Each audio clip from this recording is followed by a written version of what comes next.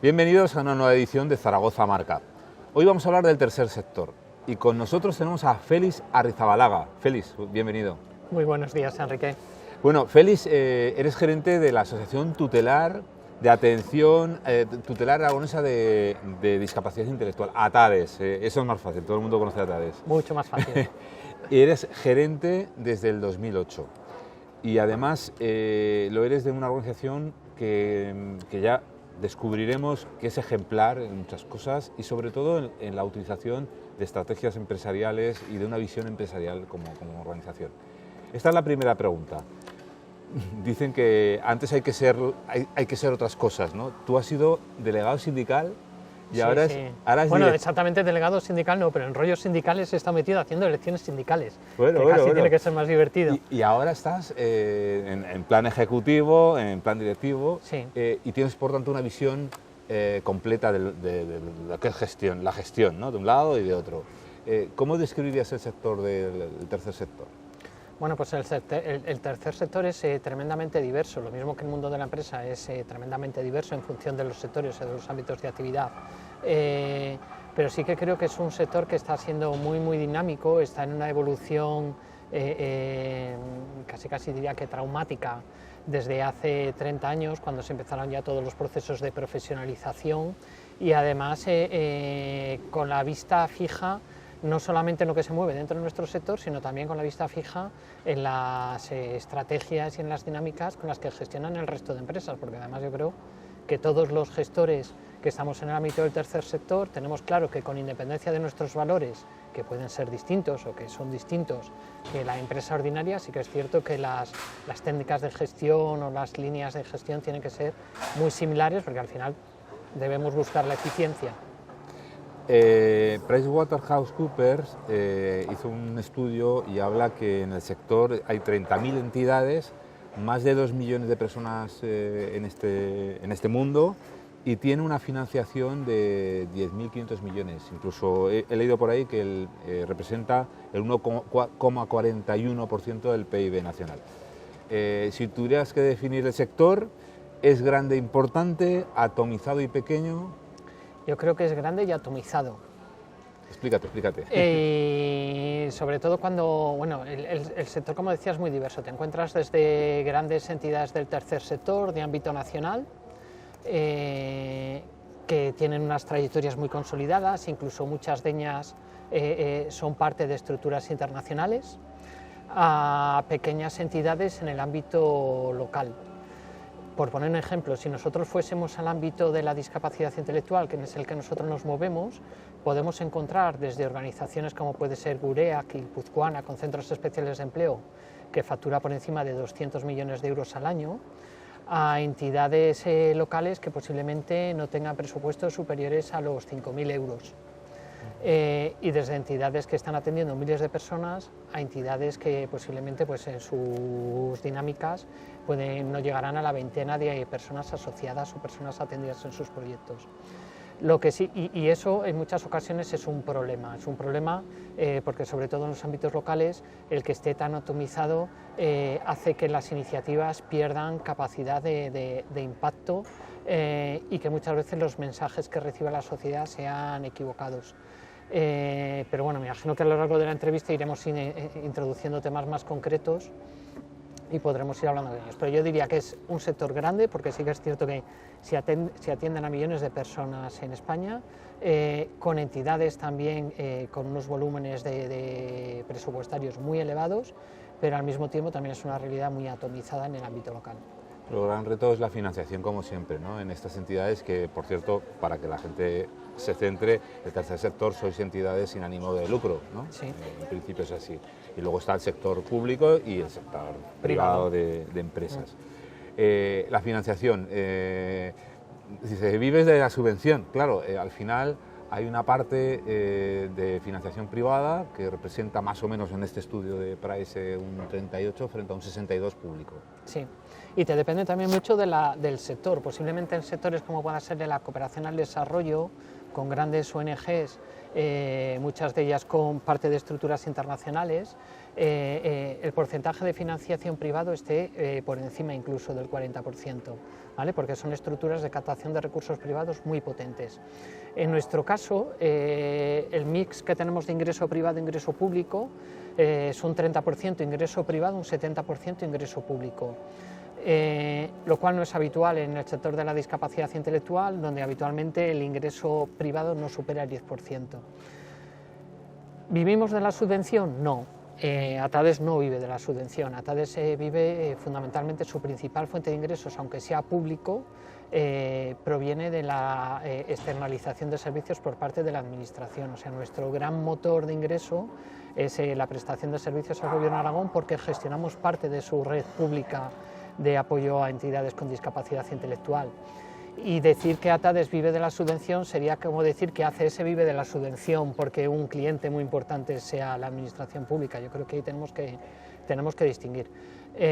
Y la segunda cuestión que sí que me gustaría aclarar es el hecho de recibir fondos de subvenciones no implica que el trabajo que esté realizando tenga menos valor, o tampoco implica que esos fondos no estén fiscalizados. O sea, nosotros cuando recibimos fondos a través de subvenciones tenemos que ejecutar el proyecto al que nos hemos comprometido y la Administración fiscaliza que el uso de los fondos sea correcto. Está clarísimo. Es paradójico que en estos tiempos de inteligencia artificial, en pleno avance, esté retrocediendo la inteligencia humana.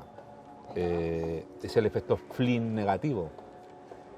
Y claro, cuando nos vamos al territorio en el que vosotros desarrolláis vuestra labor de discapacidad intelectual, que es vuestro punto de atención desde el año 62, nos encontramos que hay mucho que hacer. Sí, hay mucho que hacer y hay mucho que descubrir. Mira, cuando Atades es un acrónimo y la S de Atades es subnormales. Cuando Atades se crea en el año 62, que es cuando se crea el movimiento asociativo de personas con discapacidad intelectual, que proviene de normalmente familias que estaban en profesiones liberales y que tenían un hijo, una hija con discapacidad intelectual, pero su hijo o su hija no salía de casa, estaba todo por escribir. Y desde luego desde el año 62 hasta hoy ha evolucionado muchísimo la sociedad, hemos evolucionado mucho las organizaciones, pero también es cierto que ahora estamos en un momento de reescribir. O sea, los modelos con los que se empezaron a trabajar en los 60, 70 o incluso en los 80 ya no son los modelos con los que queremos trabajar. Se ha pasado de un modelo asistencialista a un modelo en el que entendemos que la persona tiene que estar en el centro del proyecto, y lo mismo que cualquiera de nosotros somos garantes de derechos, ellos también, de derechos y de obligaciones. Y entonces lo que tenemos que hacer es repensar todo este modelo para ver cómo podemos potenciar las capacidades de cada persona. Un ejemplo concreto, cuando una persona se incorporaba, que yo he conocido personas que se han incorporado a centros de Atades antes de que yo naciese, cuando se incorporaban entraban en un proyecto institucional, que lo que hacía era también, con unas estructuras muy definidas, en los que las personas se acostumbraban a que otros tomasen las decisiones por ellos. Eran procesos que institucionalizaban y eran procesos que no capacitaban. Ahora estamos en un proceso completamente distinto en el que intentamos que las personas sean autónomas, puedan ejercer su autodeterminación. Nosotros les apoyamos para intentar que no corran riesgo y además que esos programas se adapten a ellos y contribuyan a su desarrollo, y por lo tanto que el servicio que estás recibiendo cuando te incorporas con 21 años no sea el mismo que vas a recibir, o los apoyos que vas a recibir cuando tengas 70.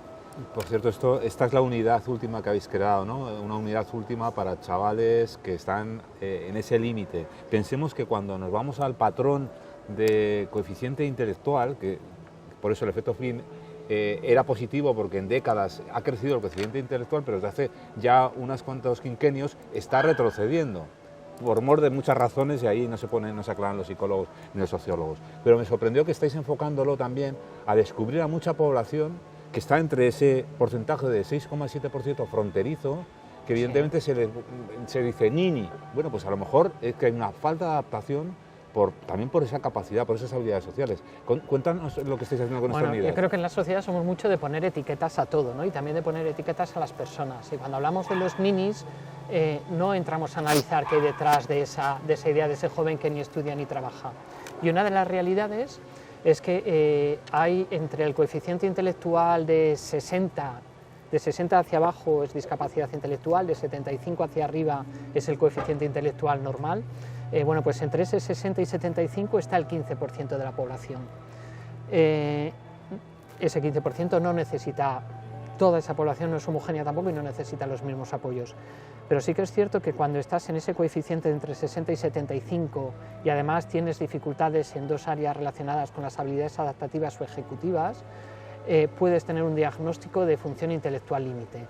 Entonces, no es que estés en esa plaza de tu ciudad o tu pueblo o en tu habitación sin hacer nada porque no quieras y porque seas un vago. Igual hay gente que sí, pero también es cierto que son personas que no han recibido los apoyos o las adaptaciones educativas, luego han tenido dificultades a la hora de relacionarse con su entorno y eso ha generado una situación de exclusión.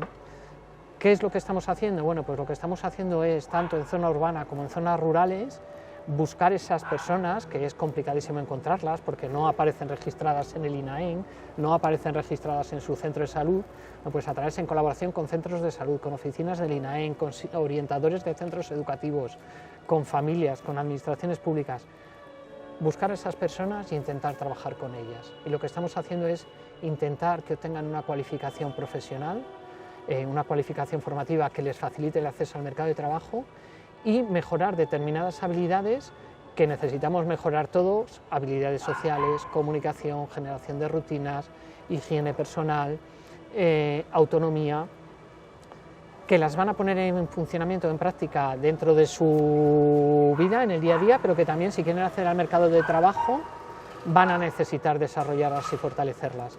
Y bueno, pues el resultado que estamos obteniendo es unos resultados muy positivos, con inserciones laborales por encima del 75%, en grupitos que sí que es cierto que son pequeñitos, pero bueno, también lo que intentamos es esa población que es muy invisible, facilitarles un desarrollo que les permita, bueno, pues tener vidas similares al resto. Félix, tenéis centros especiales de empleo a destacar todos, ¿eh?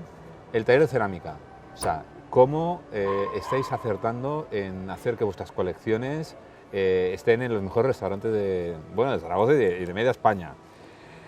Cielos de Ascara con ese proyecto tan maravilloso en una zona de Jacetania con los productos ecológicos de Gardeniers.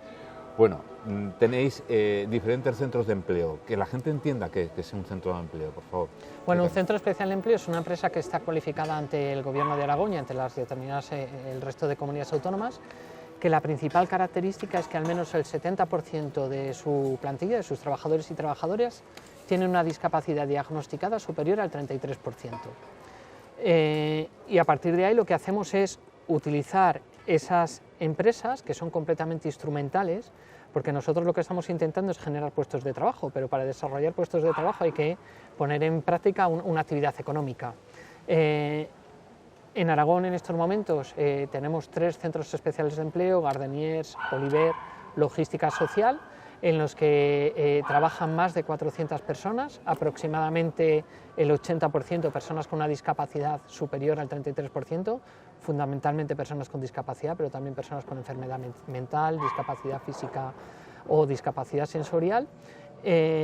Y el reto es que esas personas puedan pasar también a la empresa ordinaria, porque al final nosotros creamos los centros especiales de empleo porque no todas las personas con diversidad funcional acaban encontrando su espacio dentro del mercado ordinario. Y para eso nos inventamos nosotros los proyectos de economía social y ahora estamos también, yo creo que a principios del año que viene pondremos en funcionamiento en la zona del Moncayo un nuevo centro pues, para cultivar hongos. Has hablado de la empresa. La empresa...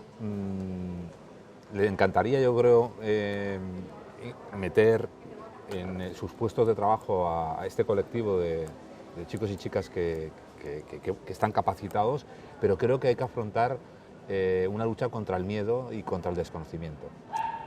Exactamente, yo creo que la empresa es una aliada y además cada vez en el ámbito empresarial yo creo que esa conciencia social, esa responsabilidad social de la que llevamos hablando hace muchísimos años, cada vez es más importante, impregna todas sus decisiones de alta dirección, pero sí que es cierto que siguen existiendo esos estigmas, esas etiquetas que comentábamos y muchas veces el desconocimiento de las características de las personas que pueden incorporarse lo que generan es incertidumbre y miedo. Entonces yo creo que ahí al ámbito de la empresa y a las entidades del tercer sector. Todavía nos queda mucho trabajo juntos para vencer esos miedos y lograr que el mayor número posible de personas con diversidad funcional se incorporen dentro de la empresa ordinaria.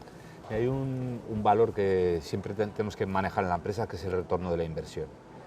Curiosamente, y para aquellos que no lo sepan, vosotros hicisteis un trabajo del retorno de la inversión social, hicisteis con Ecodes. Bueno, cuéntanos un poquito esto. Bueno, al final muchas veces, claro. Son objetivos empresariales que nosotros tenemos supermarcados, ¿no? Sí, sí. Antes, cuando me preguntabas por las subvenciones, los centros especiales de empleo cuentan con subvenciones, con apoyo público, porque al final, en muchas ocasiones, las estructuras o las productividades no son las mismas y necesitas supervivir en una dinámica de mercado.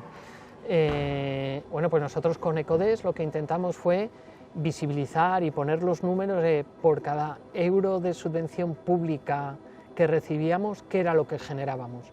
Y lo que generábamos era 4 euros, casi 5 euros por cada euro público que recibíamos. ¿Por qué? Bueno, pues porque la persona que está recibiendo, que está trabajando, está cotizando. La persona que está trabajando no tiene que recibir otro tipo de ayudas públicas o no consume otros tipos de servicios vinculados a la dependencia o a la discapacidad. En el ámbito tangible, pero también en los intangibles. Cualquier persona que estamos trabajando y que tenemos una situación estable, nuestro bienestar emocional es superior. El consumo que vamos a tener que realizar de recursos sanitarios va a ser inferior entre la población que estamos trabajando. Entonces, bueno, es una metodología reconocida internacionalmente, es el ROI que se llama, y entonces buscamos con ellos el intentar cuantificar por cada euro público qué es lo que estamos devolviendo a la sociedad, y el resultado fue espectacular. Por cada euro público que recibimos devolvemos 4,8. Antes has comentado de ese cambio de visión donde simplemente era la visión asistencial que tenía Atades, de la cual hacéis gala porque tenéis una gran implantación y porque y desarrollo. Nos sentimos orgullosos de esa evolución, sí. Y porque hacéis una labor fabulosa con vuestras residencias. Por cierto, ahí no sé a cuántos atendéis, ¿cuántos residentes tenéis? Bueno, pues ahora mismo entre las distintas residencias en Atades tenemos a casi 500 personas, y en los centros ocupacionales y centros de día estamos pues prácticamente llegando a los 800. Ahora, de hecho, empezamos la semana que viene a gestionar un centro de la Comunidad de Madrid. Esto le voy a decir.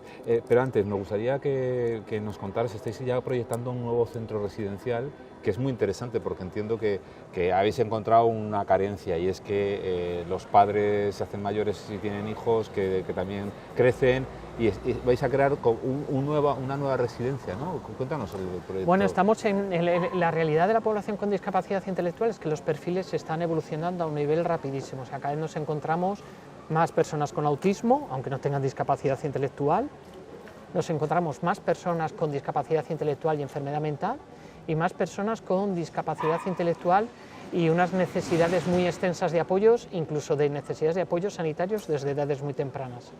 Al mismo tiempo que nos encontramos eso en los segmentos de edades más tempranas, también lo que nos encontramos es que, como llevamos años trabajando todas las organizaciones del ámbito de la discapacidad intelectual con estas personas, pues su calidad de vida ha mejorado, y lo que nos pasa a todos, cuando la calidad de vida mejora, pues también se incrementa nuestra esperanza de vida.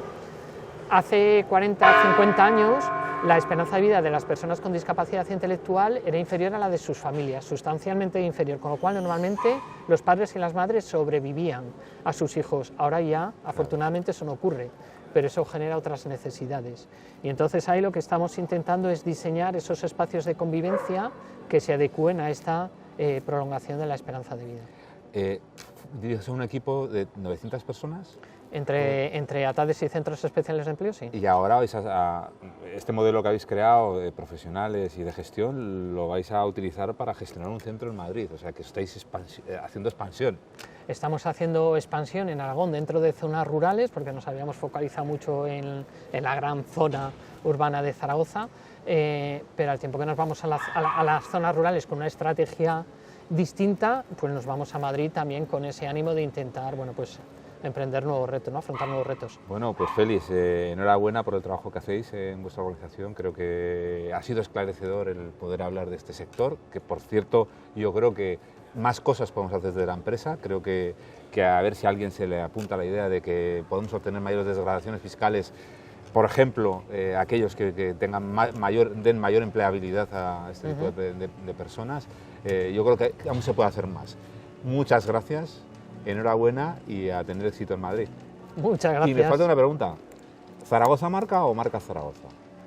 Yo creo que, vamos, te iba a decir que las dos cosas, pero me tengo que mojar, ¿no? Yo creo que es marca Zaragoza, o sea, nosotros vamos muy orgullosos de ser Zaragoza, y cuando llegamos, por ejemplo, a Madrid y lo explicamos, además yo creo, la marca Zaragoza es una marca que se ve con mucha simpatía en el resto del país. Muy bien, gracias.